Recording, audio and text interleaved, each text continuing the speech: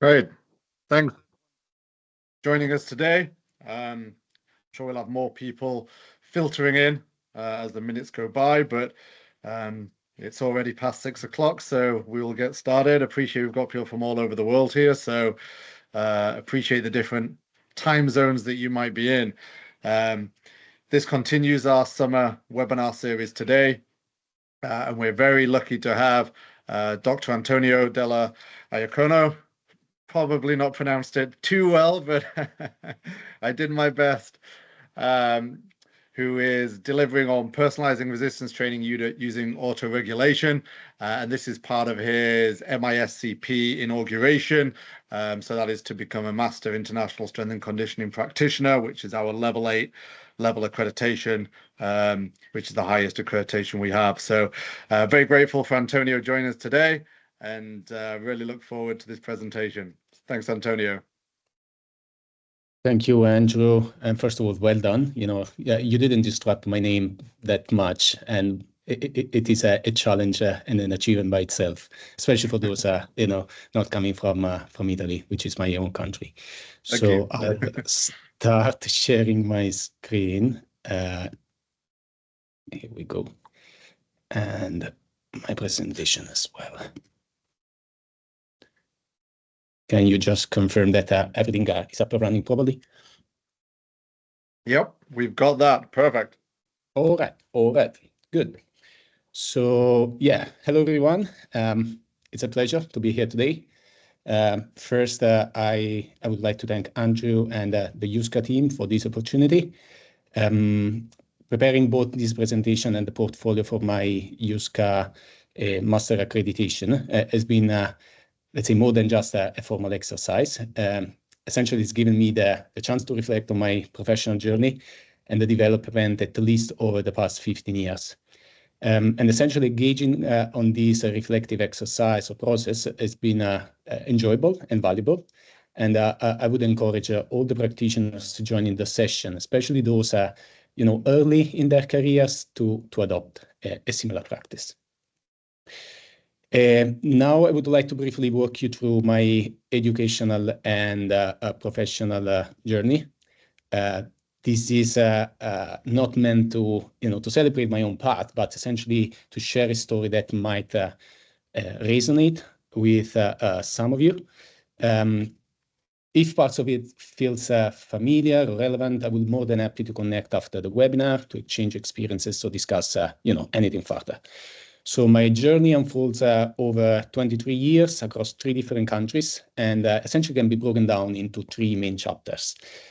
First, I grew up in Italy, and essentially driven by this passion for sport, I began my academic path at the University of Partenape in Naples, in the south of Italy, where I completed both a bachelor degree in sports science and a master degree in sport rehabilitation. During this time, I developed a strong interest in high-performance sport, especially in areas such as physical preparation, so what we would call now strength and conditioning, and performance analysis, particularly through a lens of the biomechanics. While completing my studies, I also had the opportunity to work alongside doctors and physios, or other professionals in multidisciplinary teams, and this allowed me to apply my knowledge early, designing return to play and performance enhancement programs, both for athletes across different levels and the general population. So definitely was incredibly rewarding, and this absolutely helped me bridge theory and practice every day. The second chapter is in Israel. So after completing my degrees, I pursued a PhD without a bursary, which means that this required a juggling between full-time work and doctoral research. It was demanding, but at least I developed invaluable time management and resilience, I would say. Now, midway through the PhD, I felt ready for a new challenge. I began looking abroad. That's when I reached out to one of my first mentors, Professor Moshe Ayalon, who at the time was the head of the biomechanics lab at the Wingate Institute in Israel. So I soon relocated to Tel Aviv. I spent there approximately 9 years. And during that time, I completed my PhD, began lecturing in sports science and biomechanics, and completed a second master's degree in motion analysis from University of Dundee in Scotland via distance learning. More importantly, I gained, let's say, wide range of experience as a practitioner and as a consultant across elite sport, SNC, and sport tech. The third and last chapter began in 2018 when I moved to Scotland to join the University of Western Scotland, first as a senior lecturer and later as a reader in SNC, which is my current role. Now, across these experiences, whether as an educator, a researcher, or a practitioner, I've got my personal why. For those of you familiar with, the fantastic book titled "Start with Why" of Simon Sinek, my why was to help others become the best version of themselves and unlock their potential. So, moving on to the webinar, that's a quick overview of what I'll cover today. First, I'll set the stage with a brief historical background on resistance training and the evolution of the training autoregulation paradigm. Then I will introduce the core principles of autoregulation, the autoregulation framework, essentially, as it is applied to resistance training. And then I follow with my personal perspective, sharing some insights from my autoregulation journey across science, philosophy, and applied practice. And finally, I'll try to wrap it up, outlining what are the future directions, highlighting some opportunities and challenges for integrating autoregulation in research and real-world settings. So this timeline shows that while the term autoregulation may feel, modern, contemporary, the concept has ancient roots. Essentially can be traced back to around 500 years before Christ with the story of Milo or Croton. So a place which today corresponds to the Calabria region of southern Italy. So I got a sort of an emotional bond with this topic. Now, fast forward to the 20th century, pioneers like Captain Dello and Dr. Knight laid the foundation with structured resistance training autoregulation approaches, so protocols like the autoregulatory progressive resistance training exercise and the daily adjustable progressive resistance exercise. Then over the time, these approaches evolved, embracing more individualized methods, as seen in the work by Steve, and more recently with the objective and the subjective autoregulation approaches. So now I want to emphasize that the autoregulation paradigm keeps evolving, and this thanks to the advances in both the scientific understanding or the evidence and the technological tools we have available today. So in essence, what began as something intuitive currently forms the core of a scientifically grounded and technology-enabled approach to personalized training. So, according to the story, Milo was a sort of a 6-time Olympic champion, and he trained by hosting a calf on his shoulders, and he used to carry it on daily. So, as the calf grew up into a bull, Milo adapted, growing stronger and stronger over time. So this tale is essentially, as an analogy, an early expression of what we now call the SAID principle, so the specific adaptation to imposed demands.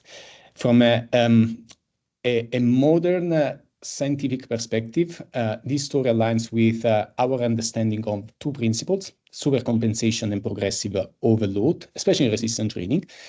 However, through the lens of the current evidence, and especially what is known as the log linear response model described by James Steele and colleagues, we need also to recognize that the strength gains follow a specific pattern. There is a rapid early improvement, followed by a slowing down of the process and eventually plateaus. So I would say that even Milo, who was mythically strong, probably face the biological limits of what we know today. And then next step or landmark in the autoregulation history, we had Captain Thomas Dello, who developed the APRI method in around mid-50s, essentially to help injured soldiers regain strength post-injury. And this was one of the earliest, I would say, attempts to individualize training based on real-time performance. So the protocol adjusts training intensity based on how many reps one can complete in a given set, specifically using a 10 repetition maximum load. So there is a specific protocol to follow. The first set is a warm-up set, 50% of the 10 RM, and 10 repetitions performed. Second set, increase in intensity, 75% of the same load, same volume, 10 reps. And then the third set is where there is an instruction for the trainee to complete as many reps as possible with the same 10 1 RM load. And essentially, based on how many reps are completed in this main set, the load can be adjusted for the following week. Now, the weekly reassessment makes this program, in line with the concept of auto-regulation. It adapts the individual program performance rather than using a rigid, a fixed plan. So I would say that this model laid the foundation of more modern auto-regulation approaches, combining structure and flexibility. Moving on, essentially building on the Dello's foundational work or pioneering work, Dr. Knight introduced the DAPRE method in the 80s. And the DAPRE method refined the auto-regulation by making load adjustments intra-session, not just week by week, based on the performance during the workout. Again, we have a protocol, and the protocol is based on a 6 repetition maximum load. And this is how it works. So we got first set, 10 reps, 50% of the 6 RM. Second set, 6 reps at higher intensity, 75% of 6 RM. And then the third set, again, as many reps as possible with the 6 RM load. Now, in the forthcoming set, the load is adjusted based on the performance of the third rep. Very basically, if more reps are achieved, so more than 6, the load is increased. If there are less reps performed, the load is decreased or eventually maintained. So I would say the key innovation, if you agree, of this approach was real-time auto-regulation, which allowed training loads to be adjusted immediately based on the athlete's readiness. And to some extent, this approach acknowledged that fatigue, stress, training and non-training related factors can affect and induce performance levels fluctuations. This approach is simple. At the time was evidence-based and brought auto-regulation into the day-to-day training and rehabilitation settings with, I would say, more precision. Next, in the early 2000s, Dr. Steve proposed an advanced version, let's say the version number 2 of the DAPRE approach. What essentially changed in this version, there were more repetition zones being introduced. So we have a 3 RM, 5 RM, 8 RM, and 10 RM, making this system adaptable to different training goals. So both for strength, hypertrophy, and endurance. So there are 2 key principles. First of all, there is a granular progression rule. So instead of changing the loads from, let's say, big percentage steps or arbitrary percentage steps, load changes were more nuanced. Let's say 5%, 2.5%, 5% eventually were maintained constant, depending on the repetition performance and the training goal. Steve's refinements of this approach aim to make the auto-regulation more accurate and especially adaptable based upon the training needs and the differences or heterogeneity across lifters and athletes of with a different background and training history. So the version 2 of the DAPRE approach moved the method closer to what we consider auto-regulation today by accounting both for variability, readiness, training phase, goals, and individual responses to training. More Contemporary approaches include the rating of perceived exertion or effort and the repetitions in reserve, which are subjective effort-based skills that essentially help gauge training intensity. I believe you're familiar with these scales, but essentially they are complementary to each other, especially when using the CR10 RP scale version. So to explain, an RP score of 8 likely corresponds to 2 repetitions in reserve. And these tools now form the backbone for subjective autoregulation training, which allow real-time adjustments based on, again, perceived effort. So how we can use it, or how we can use them, first of all, for load prescription and adjustment. So both RP and RIR scales enable the lifters to select or modify the training loads based on how they perceive, or the level of effort they perceive on a given day. For example, prescribing a set at RP 8, again, corresponding to 2 repetitions in reserve, we allow the trainees to adjust the load dynamically depending on fatigue and recovery, the intersection between fatigue and recovery or readiness. So ensuring that the intended intensity is met without a rigid prescription based on percentages or 1 RM targets.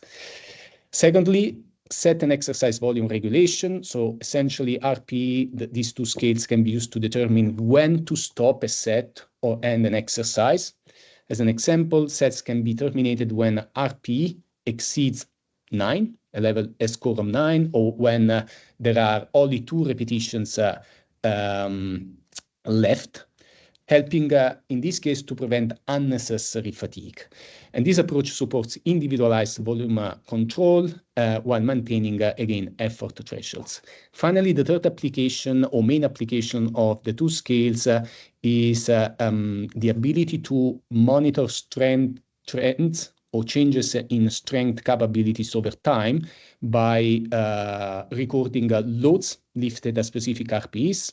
Essentially, for an example, recalling what was the RPE when the lifter or the trainee lifted a load for, let's say, 2 reps at 9 RPE, or what was the RPE level when 1 RM test was performed, and then tracking this over time. So these approaches can be used to, estimate and predict current 1 RM or changes in 1 RM, even without requiring maximal test.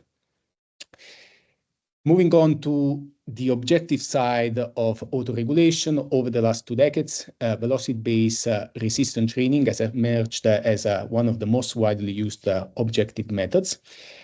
Essentially, it's grounded on 2 key principles. First, the low-velocity relationship.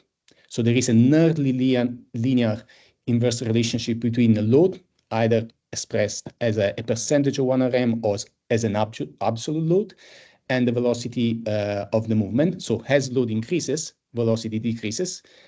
However, this relationship, as I said, is nearly perfect. It's not perfectly linear, especially near maximal loads. As a result, 1 RM estimations or predictions based on velocity often overestimate true maximal strength. Currently, I'm conducting some work with which is led by other researchers like Paul Swinton, Ivan Jokic, and Leon Gregg.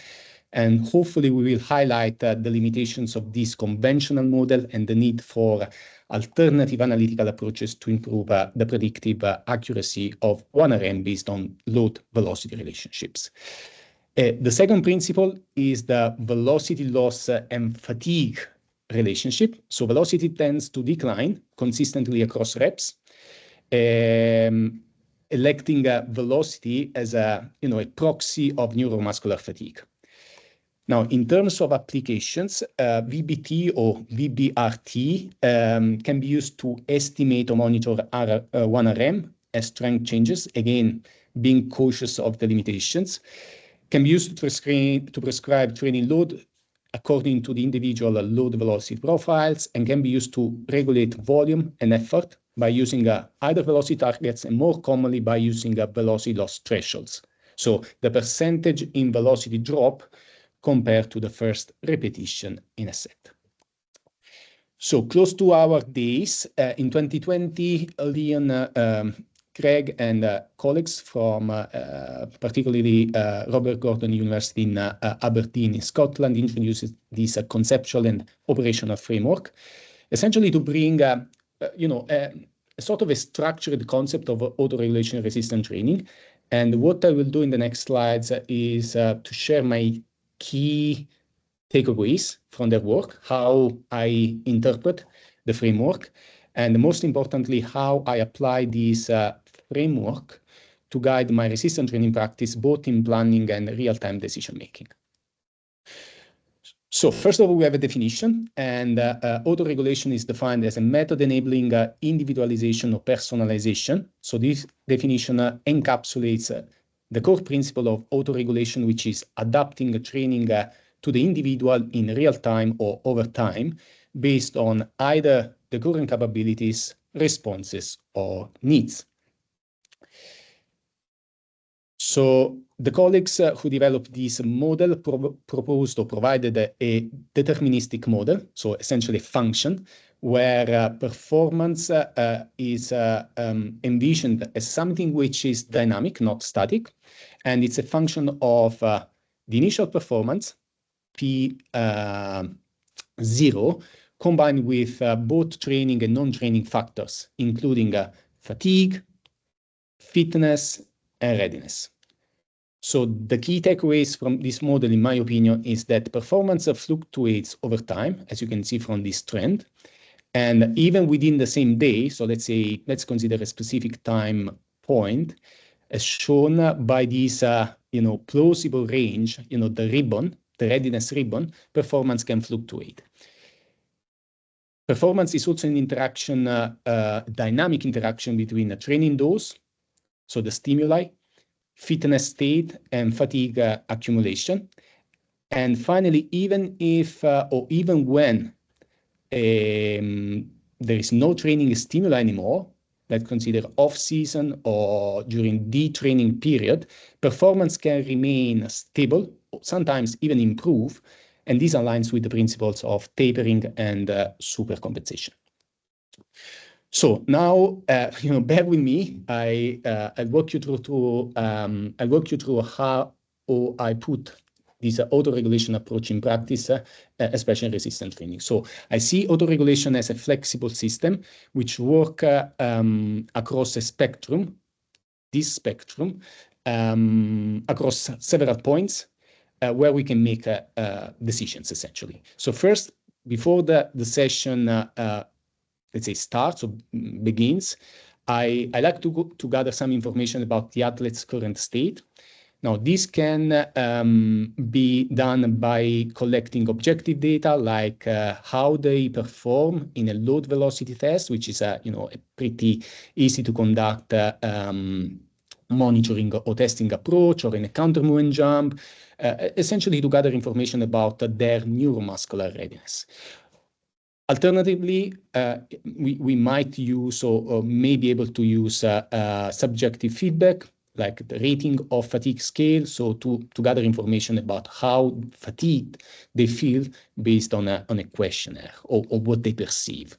Then, during the session, just in the mid of this spectrum, adjustment happen dynamically. So that's where we can manipulate things. We have free of action.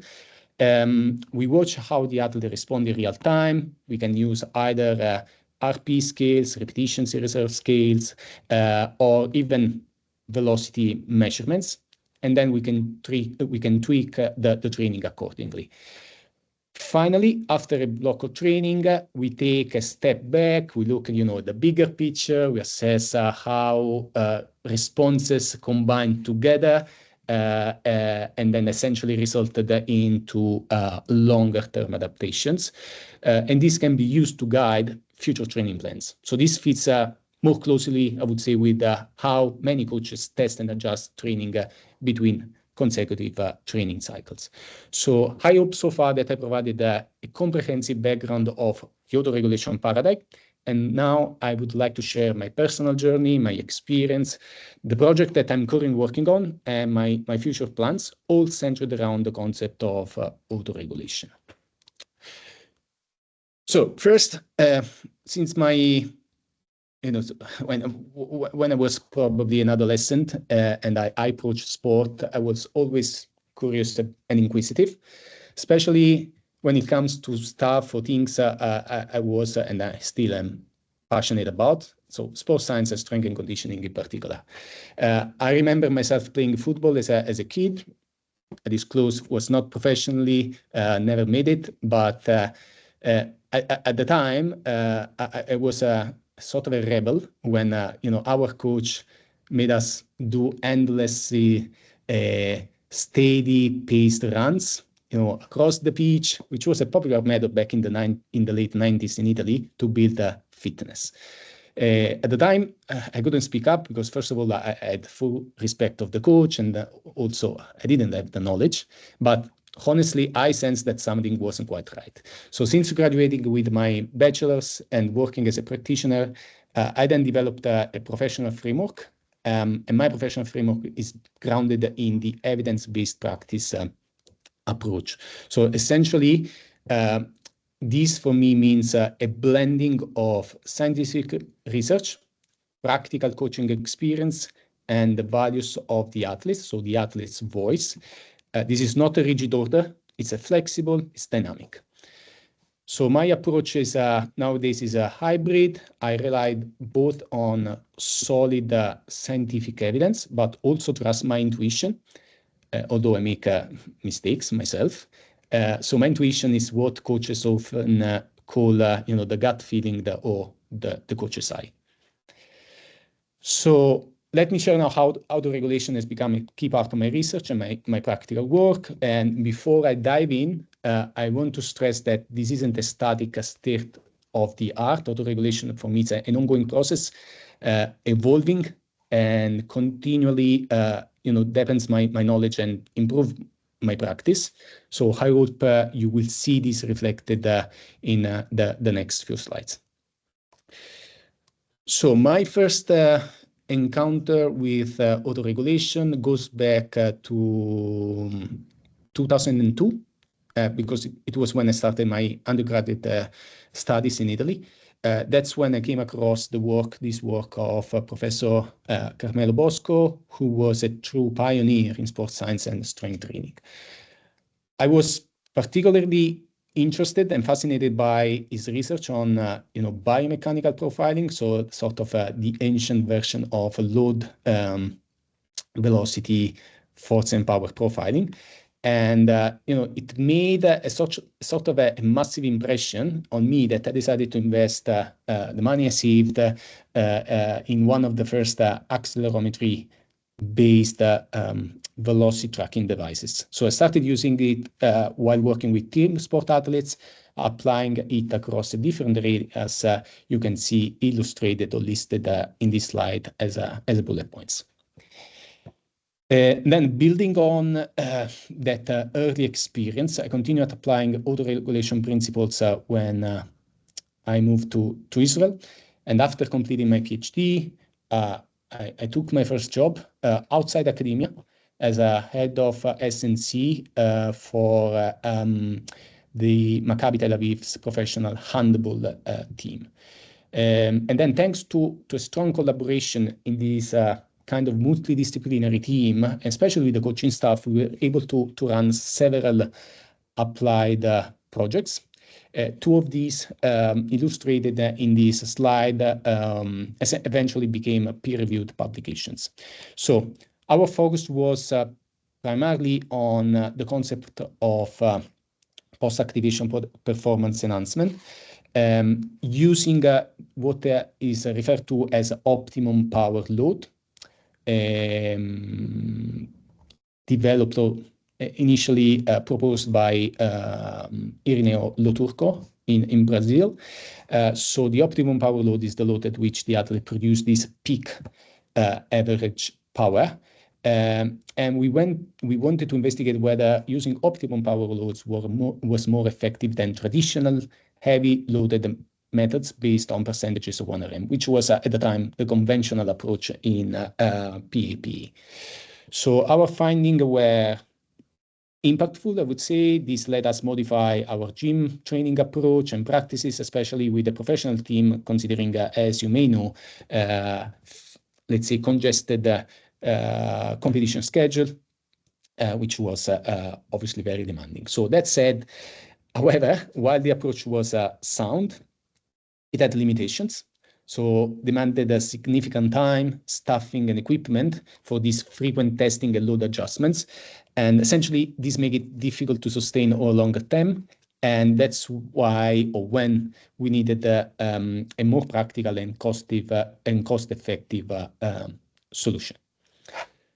So that's when, I put back at the heart of a student, and I turned to the literature to explore a cluster set resistant training, and specifically focusing on the intraset rest redistribution principle.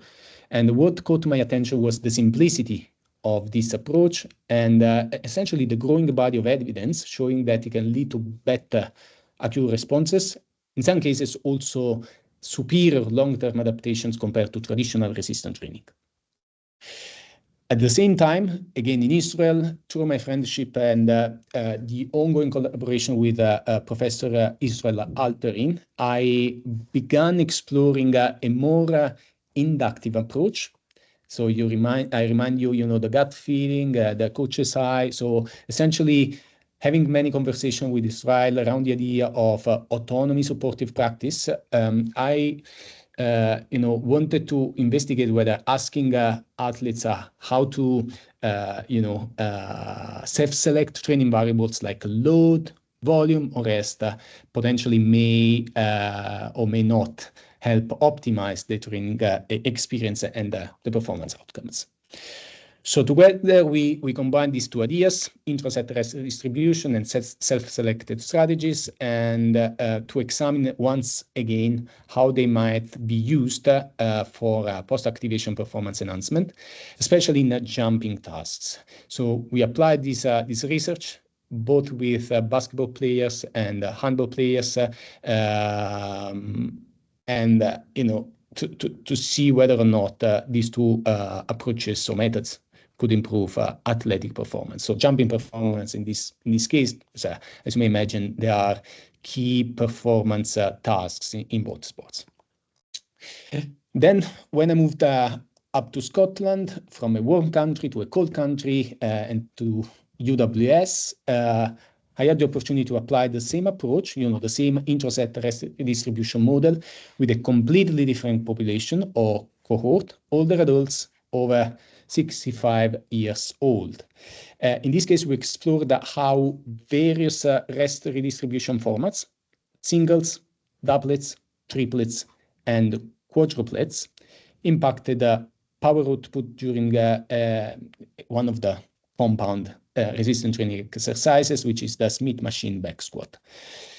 And this is a slide of summarizing what we did in terms of intra-set rest redistribution protocols. So our findings essentially echoed the previous literature. Essentially, the fewer reps performed consecutively in each cluster, the greater the benefit in terms of power outputs. So single reps, long story short, single reps with shorter rest intervals showed the most promising results. However, we also encountered one key limitation, which was the lack of individualization. So it was a one-size-fits-all approach, and this single rep format, while it was effective on average, I don't know if it's appreciated, can be appreciated in the image on the right. We realized there was let's say, high between subject variability. So you see the spread of performance. So this highlighted the need for something which was a bit more personalized, even within this structured evidence-based approach. Yeah. So fortunately, as part of the same design, at the end of the session, we included one simple but important question, which is the one we have here on this slide. And one of the responses, in particular, I do remember, really stuck with me. So it came from one of the other participants, and it felt very insightful, because essentially it helped shape the direction of what comes next in my professional journey, and both in research and practice. And then I will share this with you in a few seconds. So firstly, before I continue, I need to be transparent and disclose that I've got an intellectual conflict of interest. I do not receive any commercial benefit from this app, the Autoregulation REST redistribution app, because it's free, can be, it's publicly available and can be, downloaded without any fees or charges or costs, but I'm one of the developers of the app. So it's essentially it's a basic tool designed to implement what we named as the Autoregulation REST redistribution training method, or ART, giving essentially the athletes of the trainees, supporting them with an autonomy supportive approach, so giving them choices about the training variables, both before and during the session, in a sort of ongoing iterative way. So more broadly, this approach or this method builds on the intraset REST redistribution framework and offer a practical way to personalize training without, in a sort of a cost-effective way. So I think that the best way to help you understand how it works or he operates in practice is to show you. And I prepared the video. Hopefully it's gonna run seamlessly. And the video features myself performing the barbell bench press exercise.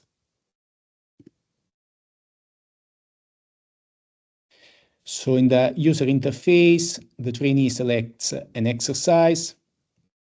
As I said, in this case was the barbell bench press exercise.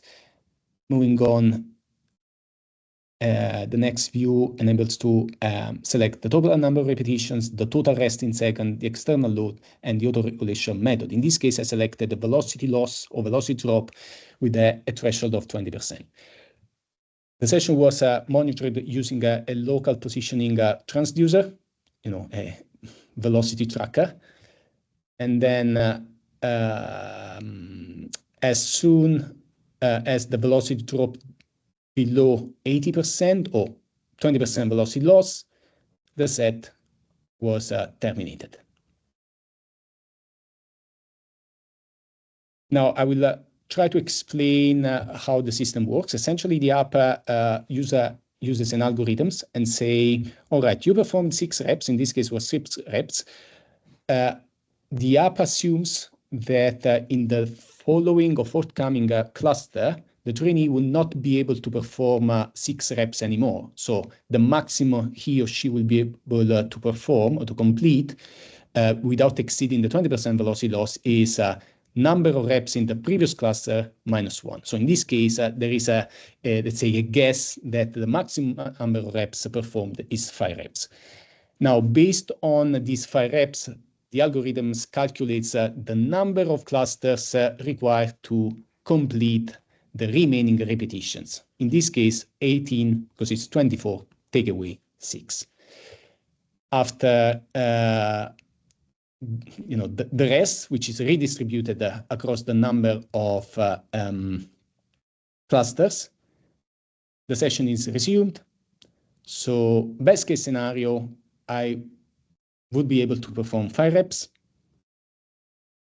It didn't go according to the plans. So after, I believe, the 4th rep, here we go. My velocity exceeded the 20% velocity loss. So I had to stop, go through the process again. Now, in the next iteration, the app assumes that in the next cluster, we'll be able to perform only 3 reps without exceeding the velocity loss. And, there are many iterations. if you exceed the velocity loss, the next cluster implies one repetition less. If you're able to hit the target, so the number of repetitions without exceeding the velocity loss carries on until the volume is fully completed. So I'm going to show you a couple of additional clusters, and then I will fast forward just to give a summary of this work. So 3 reps now, again, exceeding the velocity loss. I can't recall what, how did I feel on the day, whether I was fatigued or actually was a bad day for me. But once again, 3 reps exceeding the 20% velocity loss. So I had to reduce once again the number of reps per cluster. So the next cluster will have a target of 2 reps. Here we go. It's coming. 1 and 2, and I believe the second one exceeded again the velocity loss. So this means that from this point and onward, the remaining 11 reps will be performed as a single, sorry, the remaining 9 reps will be performed as single reps. So I'll show you just the next one, and then I will go to the last cluster.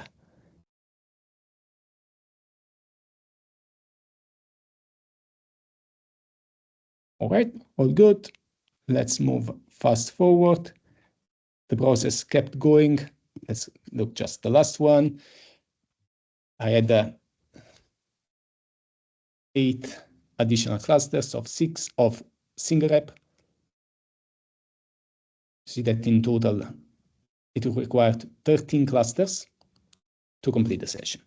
So this is how essentially, so this is summary of the training session, how it looked like in terms of number of clusters, repetitions per clusters, duration of the rest intervals being redistributed. So now let me share and summarize the evidence behind this approach and explain how we applied this approach in research.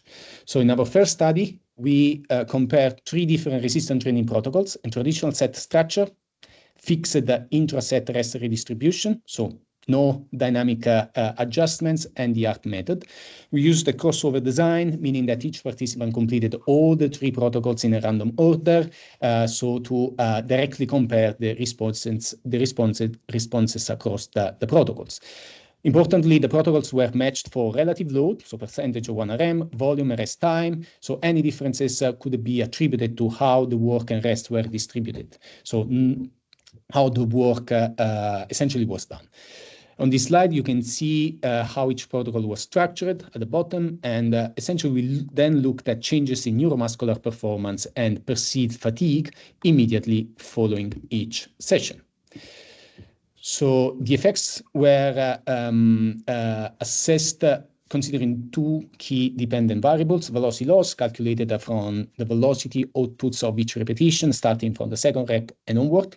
So this gave us an objective measure on neuromuscular fatigue, and the ROF, subjective measure of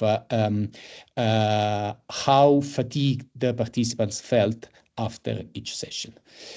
One of the first findings was the considerable variability we observed between participants and even between different exercises, because we had 2 exercises in the ART approach.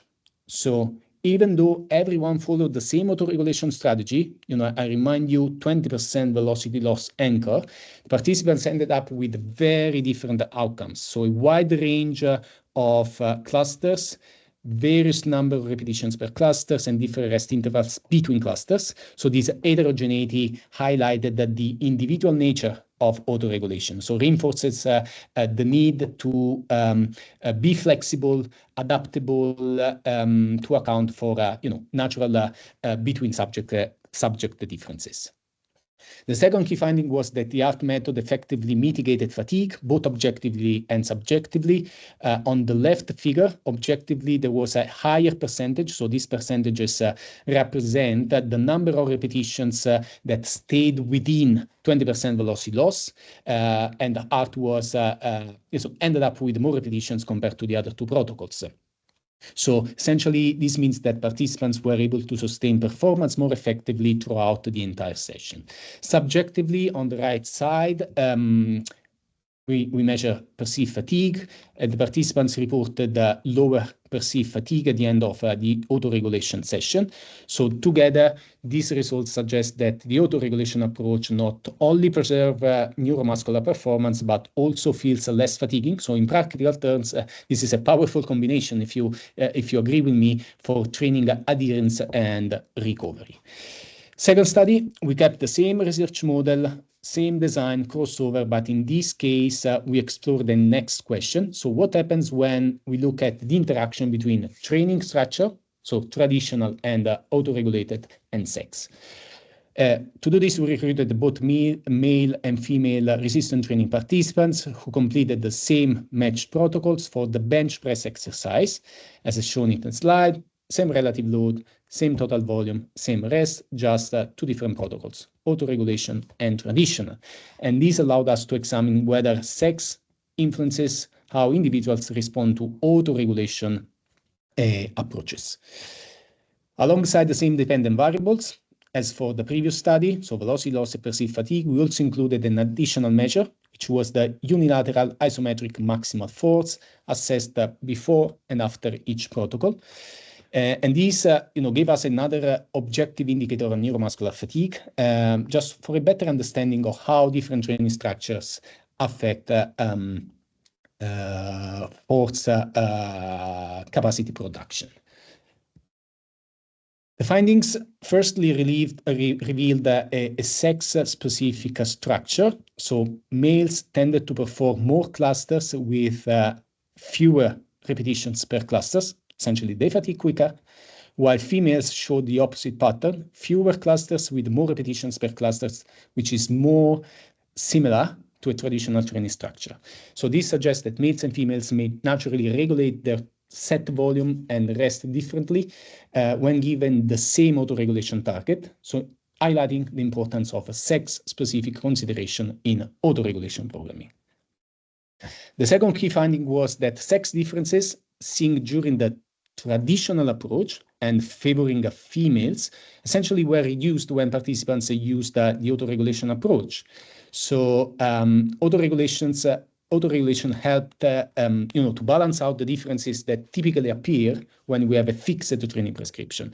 So why we couldn't point out the exact mechanisms, we had to speculate. We can say that males benefit more from this autoregulation approach, specifically during this exercise. So there are limitations, exercise, around 75% 1 RM, which was the relative load, and matched the volume and rest. So 24 reps and 240 seconds in total.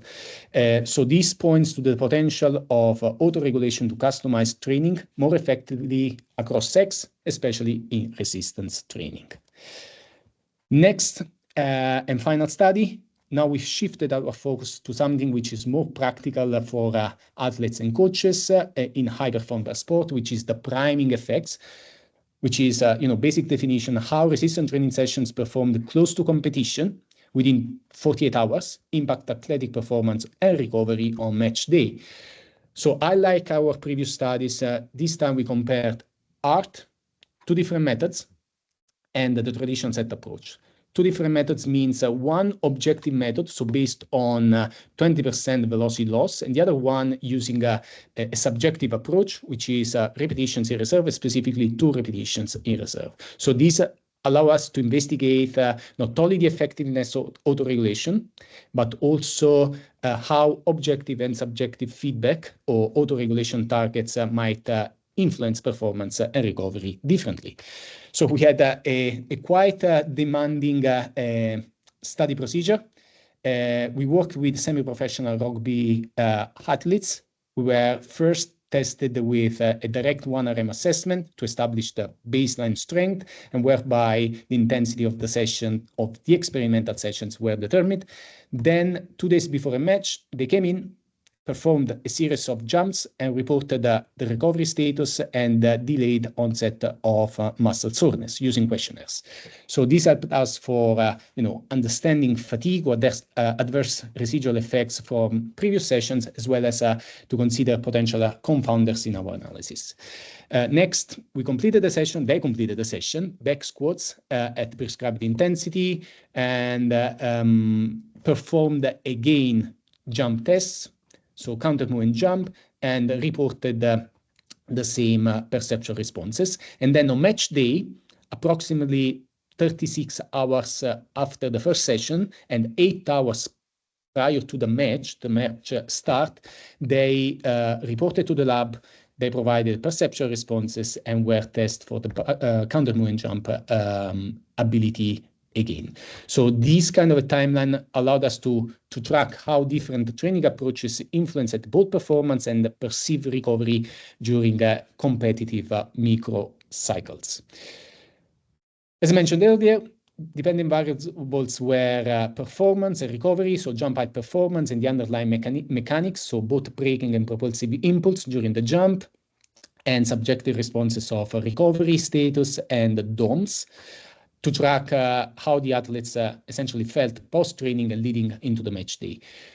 Together, these measures gave us a sort of comprehensive picture of how different approaches influenced physical outputs and the perception of recovery. First finding, we observed a sort of autoregulation specificity between the two autoregulation approaches. The objective one, based on 20% velocity loss, resembled a cluster set structure, again with the frequent rest intervals and smaller clusters of reps. The subjective approach, which was based on perception of repetitions in reserve, more closely resembled the traditional set approach with the longer continuous sets. So the distinction highlights that the choice of autoregulation strategy can shape the actual training structure and also the responses to training. In terms of main findings, we observed a delayed potentiation effect for the objective autoregulation approach. So essentially, while we found a decline in performance immediately after the training. So this was 2 days before, immediately after the training session, and then on match day. Jump performance, here in the left figure, and the underpinning braking and propulsive impulse returned to baseline and actually exceeded baseline when using an objective autoregulation approach. So this indicates that the objective autoregulation approach is associated to enhance the recovery and may facilitate performance rebound in the critical periods leading to competition. This was complemented by perceptual outputs or outcomes. So the players also reported a slightly better recovery and a reduced DOM or DOMS on match day. So again, the subjective feedback supports the idea that the autoregulation not only improves physical readiness, but also enhances how athletes feel leading into competition. So in summary, this approach indicated that, findings or the evidence indicate that the ART approach mitigates neuromuscular fatigue during training session, reducing velocity loss and perceived effort compared to the traditional approach. The same method reduces typical sex differences observed in resistant training, and the objective approach based on velocity loss is associated with a delayed potentiation, leading to enhanced jumping performance and enhanced recovery on match day. Now, in the next 5 minutes, even less, I'm going to share a few projects that we are either just launched or we are still or they are still in the design phase, and each of these builds on the autoregulation framework and aims to further explore its applicability in research and practice. So first, we are exploring the dose-response relationship within the ART framework to better understand how different configurations, essentially different autoregulation targets, can influence performance and fatigue. one line of inquiry examining whether the between repetition variability, so the variability between 18 reps, 24 reps, 32 reps, whatever number of reps, so the exercise volume is repeatable and stable over time. So potentially offering insights into a more stable prescription over time, from session to session. So we're investigating whether the first absolute repetition velocity and the variability between reps can be used to predict, the overall session mean velocity outputs to refine autoregulations during the ongoing session. So to explain, we will use probably a statistical, a heavy computing statistical analysis approach, because if we understand how, the between repetition data is distributed, so we have measures of essentially centrality, like mean, standard deviation, and the variability, as well as the first repetition velocity, which is commonly the fastest. The first one is the fastest. We can estimate expected pattern of decline across the session. So in other words, we can combine early performance data, first rep, with known variability trends or patterns to predict the overall velocity profile. So this could lead to more precise and efficient autoregulation prescription. One additional question is, can the changes in velocity outputs in submaximal sets and the number of repetitions performed before hitting a velocity loss threshold can tell us something about how trainees adapt to training, so how maximal strength 1RM is evolving over time? If the answer is yes, this opens to a sort of an advanced tracking process in a much more practical way, less fatiguing way, cost-effective way, where data can be used, data already collected, because it's part of the ongoing training session, can be used to predict changes in performance instead of relying on maximal effort tests. And finally, we also want to explore how resistance training performance varies across the menstrual cycle and whether autoregulation methods can help adapt training in response to these fluctuations. Although the evidence is not robust, we acknowledge that, especially the effects of menstrual cycle on resistance training or resistance training and neuromuscular performance. We know that traditional training models, traditional training, resistance training prescription usually overlook these individual changes, so changes due to menstrual cycle. So using autoregulation strategy, we would like we want to explore whether we can personalize training volume, intensity, and rest interval more effectively, responding real time to the performance shifts that could be linked to the different phases of the menstrual cycle, and essentially, offer a more inclusive and responsive training framework, especially for female athletes. So since we are recording the session, I just wanted to essentially provide the list of the scientific references that I use for the contents of my presentation. There is one more slide, and that's me. Thank you very much for your attention, and I'm happy to take any questions you may have.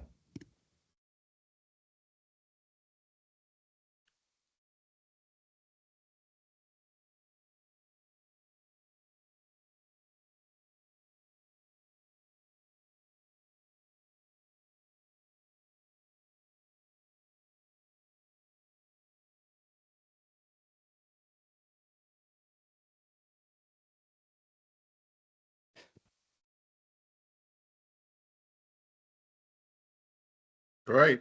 So Sorry, if there Andrew, are any, I ran a bit over. I know that no, it's we... not a problem at all. If there are any questions, feel free to drop them in the Q&A box. Hopefully everyone watching can see the Q&A box that we have there. So feel free to drop any questions in there for Antonio.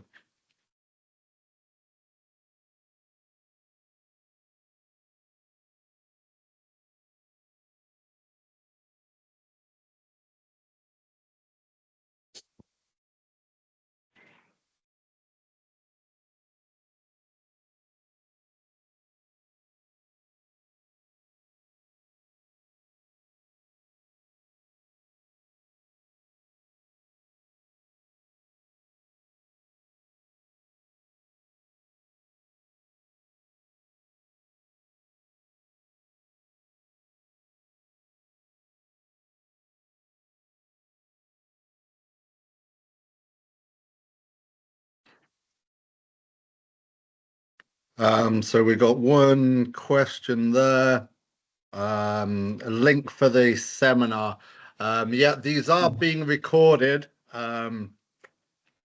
Typically, we try and upload them within about 7 days.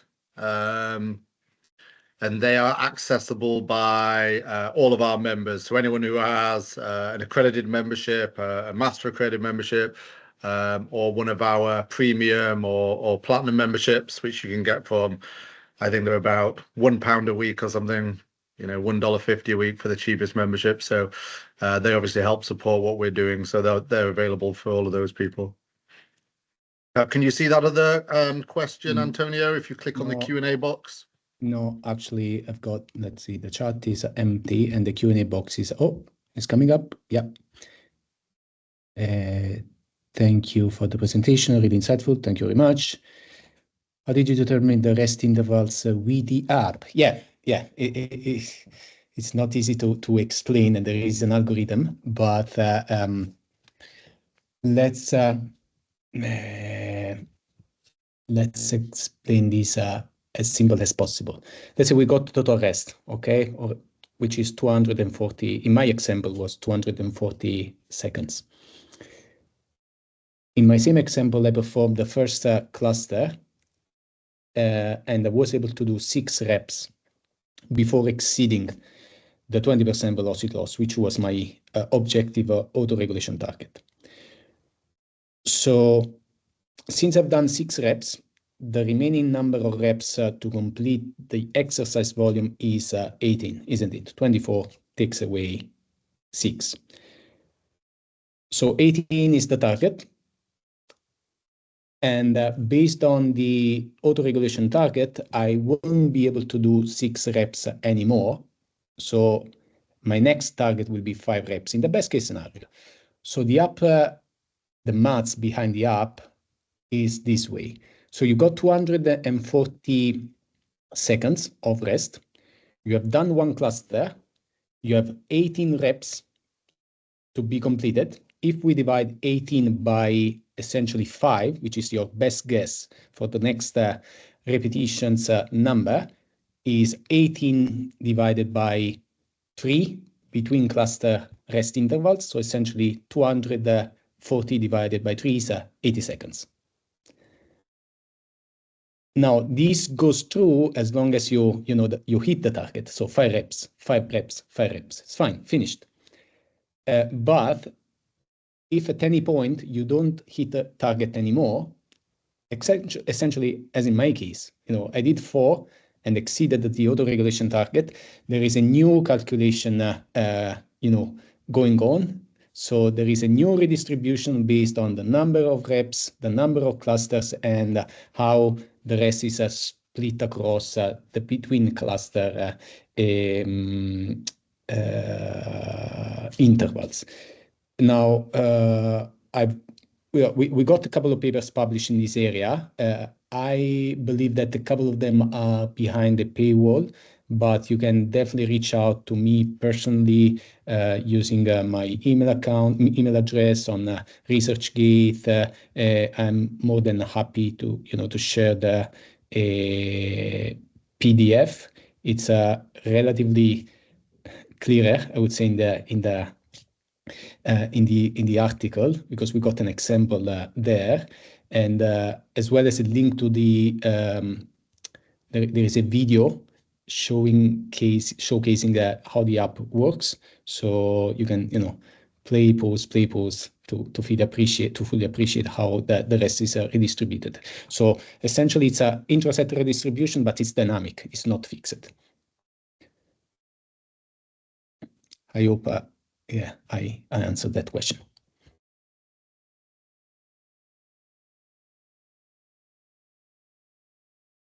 Yeah, and the second question.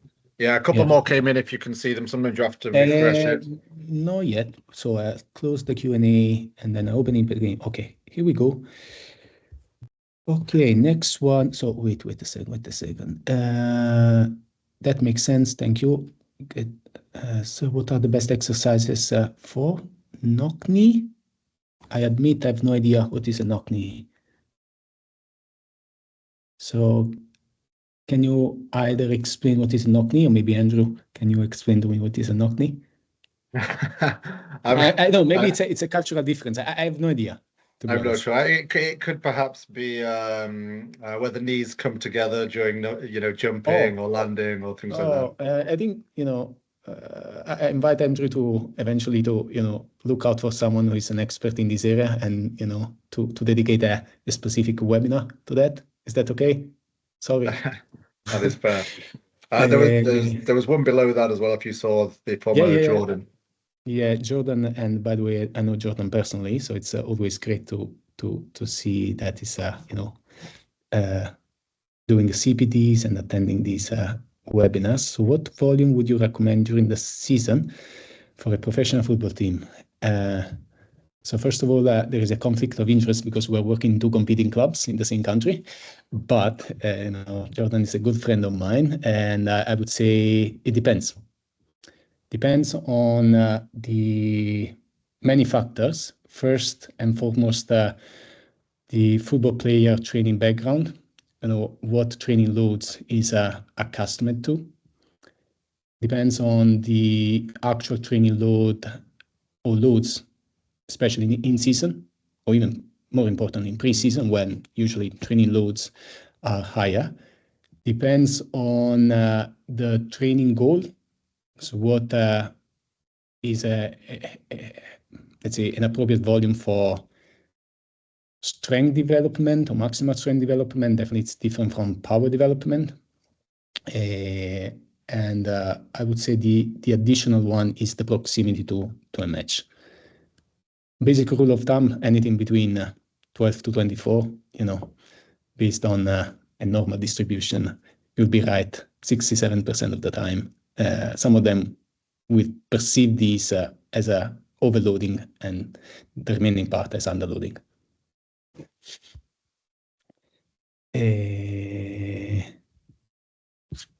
I'm gonna close and open it again. I don't know whether there are.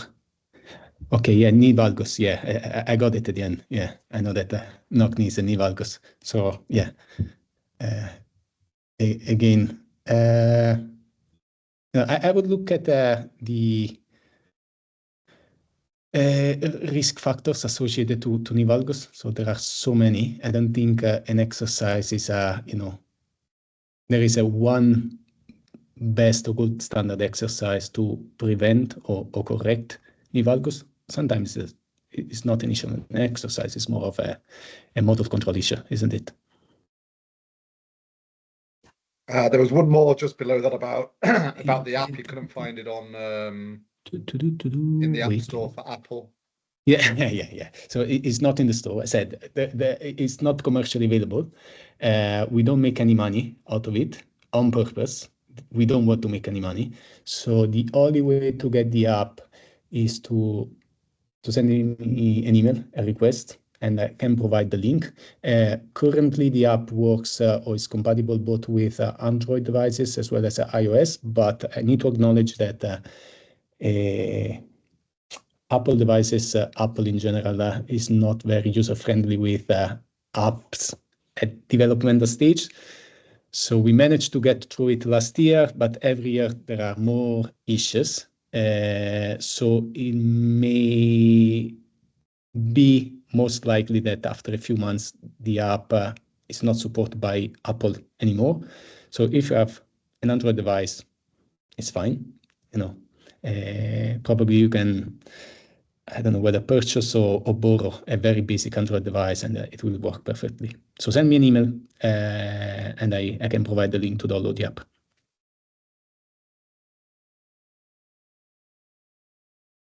I think we've got them all. I think so. Yeah, if there are or there will be any other questions, they can be easily sent over. I think that I share my contacts, my email. I can be easily chased up. I don't use social media that much, but LinkedIn, ResearchGate, I'm pretty active on those. Do not look for me on Instagrams or Facebook. I don't have time. I don't have a social media manager. So yeah, the other two are fine. Or my email, easily. Perfect. Well, thank you very much for joining us, and everyone for watching at home, and for people who managed to get the recording as well. I think that was a really fantastic integration of a lot of the science behind what's becoming a very popular methodology, VBT, and it's good to understand some of the kind of underlying science on that, and also what some of the the current research is looking into it and how it can potentially be applied and used. So yeah, thank you for that. And for everyone else at home, check out the rest of our summer webinar series. We've got quite a few coming up, as well as a few more to be announced. So hopefully you all manage to get involved.